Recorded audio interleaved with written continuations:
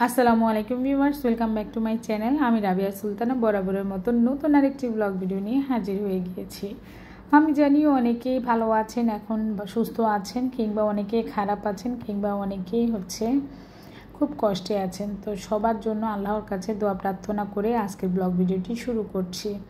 যদি ভালো না লাগে স্কিপ করবেন, আর যদি ভালো লেগে থাকে তাহলে অবশ্যই কন্টিনিউ করে ভিডিওটা ফুল ওয়াচ করে দিবেন, একটা লাইক এবং কমেন্টস অবশ্যই করবেন। আজ সকাল সকাল কিন্তু নতুন একটি রেসিপি নিয়ে হাজির। প্রতিদিন তো আলু ভাজি, ডিম এগুলোই থাকে, তো আজকে চিন্তা করলাম একটু হালুয়া খাবো। তার জন্য সুজিটাকে টেলে নিয়েছি দারচিনি এলাচি দিয়ে।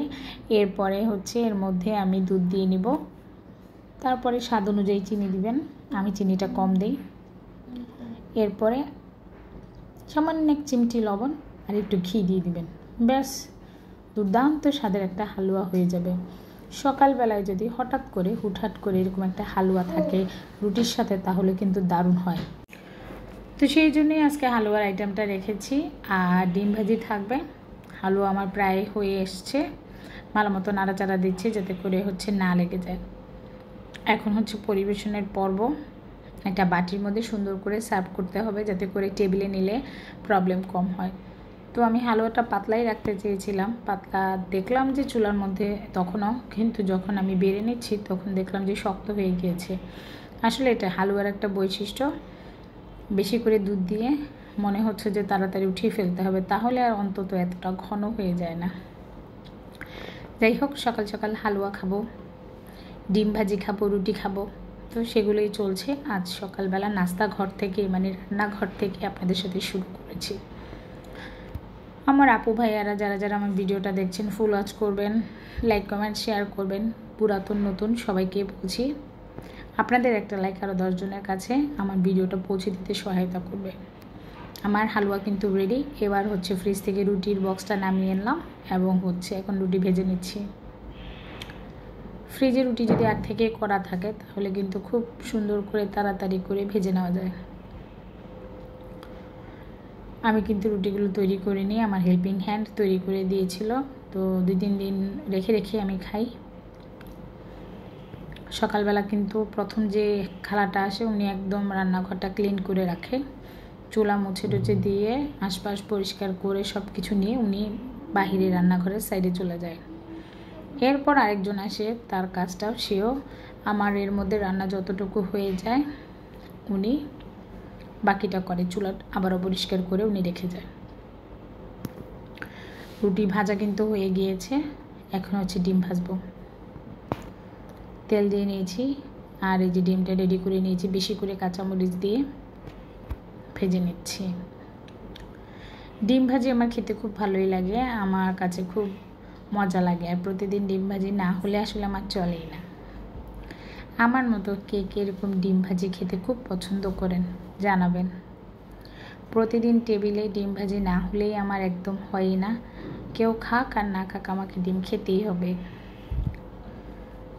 আর সকালবেলা আমি 2টো ডিম খাই, কেউ ভাগে পায় না, সবাই বলে কি ব্যাপার ডিম ভাজতে না ভাজতে শেষ।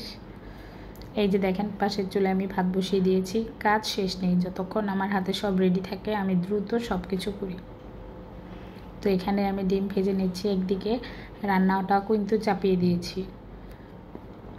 কোনো কিছু না, তাড়াতাড়ি রান্না করলে সকাল সকাল একটা দিক কি, সেটা গরমটা কম লাগে এবং তাড়াতাড়ি রান্না শেষ করে একটু রেস্ট নেওয়া যায়, আদার্স কাজ করা যায়, আপুদের ভিডিও দেখা যায়, কিংবা আমার হাতে যদি কোনো কাজ থাকে সেগুলো করা যায়। সেই জন্যে আমি বসে না থেকে সকাল সকাল মাঝে মাঝে খুব দ্রুত রান্নাবান্না শেষ করে ফেলি। এরপরে নাস্তাটা সেরেই কিন্তু চলে এসেছে আমার একটা মজার তরকারি রান্না করার জন্য। পেঁপে আলু চিংড়ি মাছ দিয়ে রান্না করব।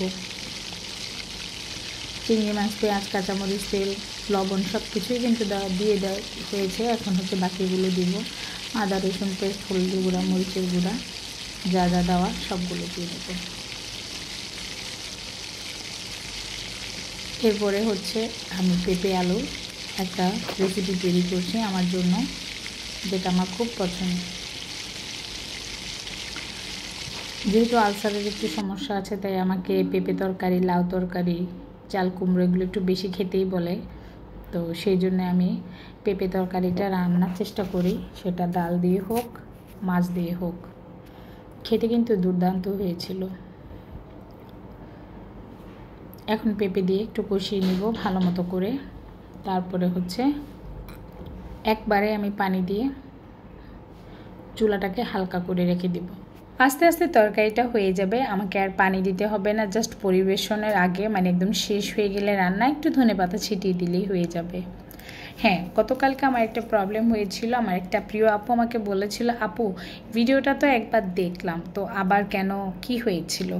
আসলে আমি দেখি অনেক আপু ভিডিওতে মিউজিক দেয়, তো আমি ক্রোম থেকে কয়েকটা মিউজিক নামিয়ে রেখেছিলাম। একদিন আগে আমি পোস্ট করেছিলাম, তখন মিউজিক দিয়েছিলাম, কপিরাইট ক্লেম আসেনি। এরপরে আমি যখন গতকাল দিয়েছিলাম পোস্ট, তখন হচ্ছে কপিরাইট চলে এসেছে এবং সেটা কিছুতেই উঠছিল না। এক ভাগ উঠেছিল আর এক ভাগ উঠেনি। তো স্যাড মোমেন্টে একটু স্যাড ছিল আর হ্যাপির সময় ছিল। তো যাই হোক, খুব খারাপ লেগেছে, অনেকক্ষণ ওয়েট করেছিলাম। কালকের ভিডিওতে শুরুতেই ওয়াচ টাইম ভালো এসেছিল, কিন্তু যখন কপিরাইটটা যাচ্ছিল না আমি রাগ করে কেটে দিয়েছি, কারণ আমার অনেকগুলো জায়গায় জায়গায় ভয়েস ওরা মিউট করে দিয়েছিল। কি দরকার, তোরা দিয়েছিস গান দেওয়ার জন্য মানুষকে, তো কপিরাইট আজ আছে আজ দেয়, এগুলো একদম ফালতু একটা জিনিস। তো রাগ করে আমি আর কোনো মিউজিকই আর দিব না। জাম্বুরা এনেছিল, তৌফিকের জন্য একটু জাম্বুরা দিয়ে দিয়েছিলাম, আর আমারটা আমি একটু মরিচের গুঁড়া লবণ দিয়ে সুন্দর করে মাখিয়ে নিয়েছি। জাম্বুরা ভর্তা খেতে খুব ভালো লাগে আর আমার জাম্বুরাটা খুব প্রিয়। চলে আসলাম, আজকে আপনাদের সাথে শেয়ার করব রসভরি পিঠা। সুজির রসভরি পিঠা জানে না এমন কিন্তু কেউই নেই, তবে নোয়াখালীর এটা খুব একটা মজার কিংবা ফেমাস পিঠা। তো আমার একটা আপু, সে প্রিয় আপু, সে আমাকে বলেছিল তুমি কি সিঙ্গারা বেশি খাও? সে আজকে ভিডিওটা শুনলে অবশ্যই সে বুঝতে পারবে। আপু সিঙ্গারাটা হচ্ছে কি, আমার ছেলে, আমার ছোটো ভাই যেহেতু আমেরিকা থেকে আসছে, ও প্রচুর পছন্দ করে। তো সিঙ্গারাটা ওর জন্য করা লাগে, আর চলে যাবে 17 তারিখ, মনটাও ভালো নেই, তার জন্য হচ্ছে একটু করে খাওয়াচ্ছি। আর আমি যা করি টোটালি তাই শেয়ার করি, যেহেতু 10-12 মিনিটের একটা ভিডিও, ছোট ছোট কিছু ক্লিপ অ্যাড করতে হয়, টোটালটা তো দেই না। আর সবচেয়ে বড় কথা হচ্ছে আমি তো ঘরের আদার্স কোনো কাজ মানুষের সাথে শেয়ার করতে পারি না, কারণ আমি সেগুলো করিই না। ঘর ঝাড়ু, ঘর মোছা, কুটাকাটা করা, তারপরে হচ্ছে কাপড় ধোয়া, অনেকে ব্লগের মধ্যে এগুলো দেখায় ডেইলি অ্যাক্টিভিটিস, কিন্তু আমি তো সেগুলো করিই না, আমি কিভাবে দেখাবো? তো আমি যেহেতু জাস্ট নাস্তার আইটেমটাই করতে হয়, জাস্ট এই তরকারিটাই বসাই, এই এতটুকুই আপনাদের সাথে শেয়ার করতে পারি। আর মাঝে মাঝে আমার শখের শোপিস টোপিস এগুলো আমার একটু মোছা লাগে, খাট যেটা একদম আমিই করি, সেটা মাঝে মাঝে হয়তো শেয়ার করি। আর সিঙ্গারাটা বলতে কি, আমি এক এক দিন কিন্তু এক এক ধরনের ভাজা পোড়া খেতে পছন্দ করি। খেয়াল করবেন, কোনো দিন পাউরুটি দিয়ে পাকোড়া, কোনো দিন নুডলস, কোনো দিন পাস্তা আছে। হয়তো সিঙ্গারাটাই বারবার তোমার চোখে আসছে আপু। যাই হোক, আজকে কিন্তু রসভরি পিঠা বানাচ্ছি, সুজির রসভরি পিঠা। এখানে আমি 2টো ডিম নিয়েছি, আগে ভালো মতো ফাটিয়ে নিয়েছি, তারপরে সুজি একটু একটু করে দিচ্ছি। একবারে দিব না, একবারে দিলে হয় বেশি নয় কম হবে। সেই জন্য রুটির মতো আমরা যেভাবে রুটির ডো তৈরি করি সেটার মতোই সুজিটাকে হচ্ছে আমরা কয়েকবারে দিব, যাতে করে একদম নরমও হয়ে যাবে না, আবার একদম শক্ত হয়ে যাবে না। তো রেস্টে রেখে দিয়েছি বেশ কিছু টাইম।